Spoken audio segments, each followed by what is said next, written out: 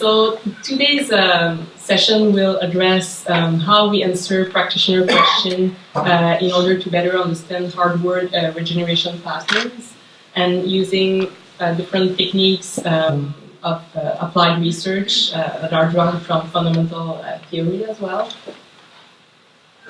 And this collaboration is really an exchange between practitioner and researcher. And the mandate of my chair is really to listen to the preoccupation and the needs in terms of research at the scale of New Brunswick and Canada as well, from the different partners in the society, and to bring those questions into research answer that can be useful for these partners and the practitioners. And one of the questions that the partners of the NHRI mentioned in fall 2018 was one of their big issues was to really understand what will regenerate following our vesting our hardwood stand. We know many of the factors that are affecting hardwood regeneration, but how the relative importance and how we can predict the patterns in regeneration remains open questions. And when, as researcher, we interact with practitioner, we take this question and we establish study design in order to provide key answers. And I will let the mic to Gaetan for some practical thought.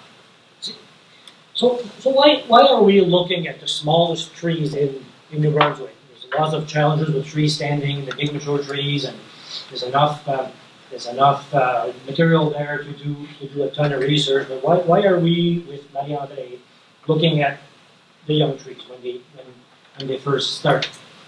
So we think there's a few issues with sustaining our resource. If you believe the forecast, and forecasts are being improved and changing, but if nothing changes, if there's no mitigation, there's going to be a drop in growing stock and annual level that is associated with that. To add to the problem, the trees we want, the species we want, are going to be dropping in proportion. Sugar maple, everybody wants sugar maple. It's forecasted to drop.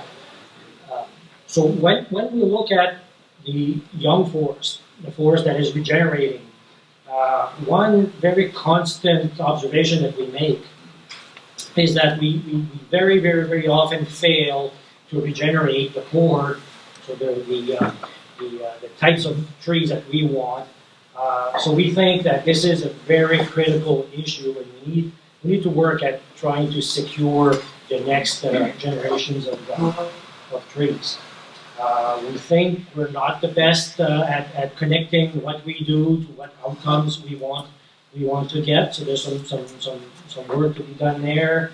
And then in the context of results-based forestry, we think there's a great platform there to improve our resource and make sure we grow the forest that we need in the future. When we looked at about 20 or 2 cycles of forest inventory in the province, we noticed a very alarming trend. Species that we don't really want today, like beech, are increasing over time when we look at the regeneration of our forests. Other commercially undesirable species are taking the place of species like yellow birch and sugar maple. So it's not only observations, like data from a couple cycles of inventory show that we have issues if we don't react right now. We all know, those who are old enough, that if you leave a forest by itself, we'll eventually get back hardwoods. What we're really concerned about is how many years are we wasting if we don't establish the right cohort today, because nature is very resilient. We all have been walking through 50-year-old clear cuts where it's full of sugar maple and yellow birch, but we're observing that in a lot of cases, right after the cut, there's a delay in what we do regenerate. So a while ago, we kind of made the pyramid of priorities for research in silviculture and forest management. And at the very base of it, forget trying to do commercial thinnings and pruning and all of those very intensive treatments. If we fail to secure the base, if we fail to secure the regeneration, we're missing the boat. So the top priority for what we do at the Institute today is to make sure we regenerate the right forest in our operations.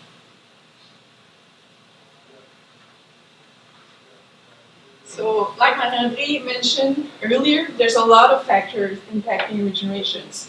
So, at the NHRI, we kind of grouped some of those factors together, because if not, there was all the slide was covered with factors.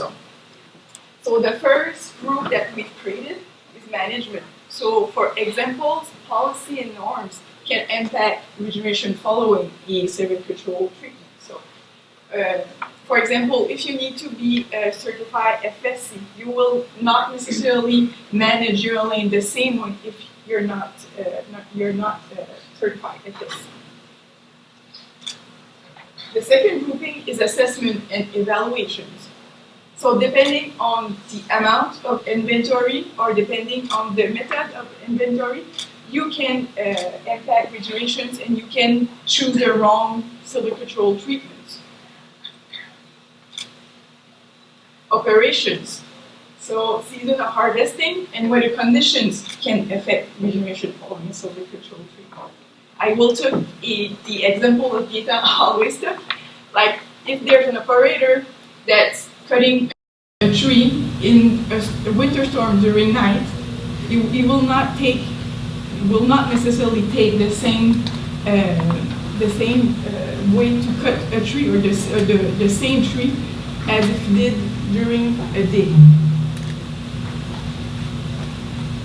Harvesting method, so of course treatment type can affect regenerations and also harvesting method. There's also the vegetations. So depending on which species composition you have before and after the treatment, it will affect regenerations. And finally, environment.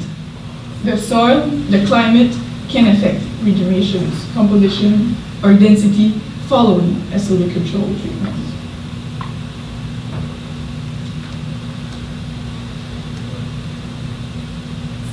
Stéphanie just presented the factor affecting regeneration in terms of different categories, but there's also the temporal dynamics of the stem that needs to be taken into account. And this is drawn from theoretical knowledge and as well applied knowledge about stem development. So following a disturbance, there will be the succession process that will occur. So the size classes, the density of the stems in the different size classes will change through time. To go from the establishment of pioneer species towards the installation of the climax communities. And if we look at one specific disturbance, or for example harvest, and we look at the same information in a more quantitative way, we represented the density of stem in different age classes through time following harvesting, and this is really like basic drawings, but this is just general knowledge. There are a lot of variation around that depending on communities and species, but it's and as influenced by other factors as well, but it's a basic description. So seedlings will increase in density toward the maximum and then decrease as the seedlings are recruited into another size class, the upper size class of saplings. And then as saplings decrease in abundance, it will correspond to the recruitment of those saplings into commercial size trees through time. And I leveled off the commercial size trees abundance, but obviously it will decrease also in time, either naturally through senescence or either through a disturbance that will occur over time as well. And there's a process that needs to be looked at here because it will come back in the different presentation later. it's the recruitment. I mentioned that point just in that slide, but the recruitment of sapling into the merchantable cohort will be a concept that will come back because it's part of many of these the analyses that we will present today. So Stéphanie presented the main factors affecting regeneration, as well as some of the sub-factors that she mentioned, different examples for these different categories. And then we superimpose that to the temporal dynamics of the stand. So this is the conceptual framework that we use to understand the patterns in regeneration in the hardwood stand through this collaboration. And this allows us to tackle the question of what will regenerate after harvesting a hardwood stand. So it's a simple question. It requires different techniques to answer, but as you can see, there are many factors as well as temporal variation, and we did not talk a lot about spatial variation as well, but this is another factor that will come into play. And on top of that framework, we haven't talked about the interaction between different factors or sub-factors. For example, if we take the factor environment and the sub-factor soil, there are different variables that describe soil. Here we illustrate two components of it. So the soil fertility and the soil moisture, which combine together when they interact. They do define the site requirements for different species.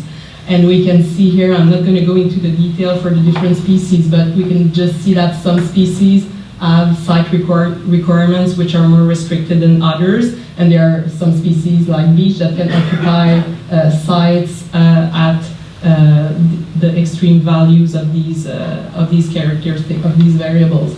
So I just wanted to bring that information to show that there are interactions between factors, so it makes the story even more complex to tackle, but we have tools to deal with this complexity. So it's a challenge which is quite stimulating and interesting to take.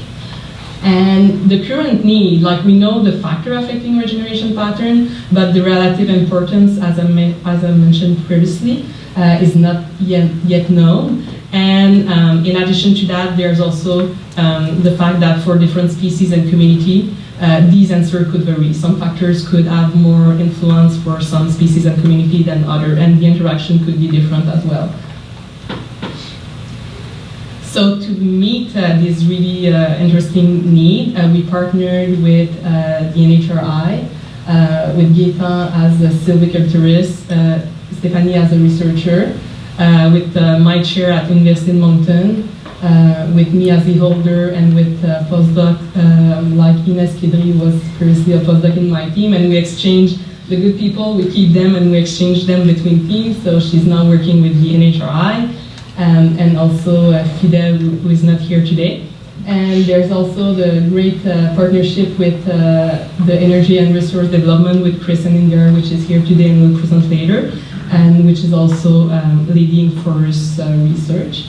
And he's a modeler and strategic planner. So you can see that these different expertise are really critical to obtain questions and answers that will be more targeted towards the need of the practitioner, but also of the scientific community that will revise our work and make sure we are producing sound and useful research. So throughout the talks that will follow, thanks to keeping in mind, like, are we answering the question that the practitioner are having? For example, around that question of what will regenerate after harvesting a hardwood stand, but it could be different question as well related to that. And if yes, which question are we answering? Like, we know those questions, but maybe sometimes some things are more interesting for some groups, some partners. So it's always great to have those forums to hear about those questions. And as well, if we're not answering, or if we are just partly answering, what can we do better to meet the needs of what's required to adjust the operation and sustainable management of forests across New Brunswick and Canada?